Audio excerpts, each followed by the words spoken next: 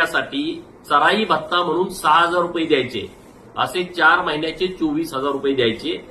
तर सर्व मेंढपाळांच्यासाठी ही आनंदाची बातमी आहे की आपण यावर्षी महाराष्ट्रातल्या सर्व मेंढपाळांना दर वर्षासाठी 4 महिन्याचे 24,000 असं थेट अनुदान त्यांच्या खात्यामध्ये देणार आहोत। पुढच्या आठवड्यामध्ये याबाबतची जाहिरात येते।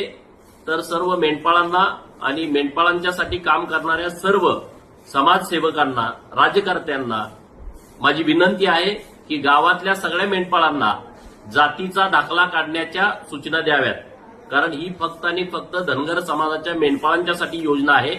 जातीचा दाखला तुम्ही काढून घ्या। पुढच्या आठवड्यामध्ये म्हणजे सप्टेंबर महिन्याच्या पहिल्या आठवड्यामध्ये याची जाहिरात येणार आहे आणि त्याचे सगळे फॉर्म हे ऑनलाईन भरायचे आहेत।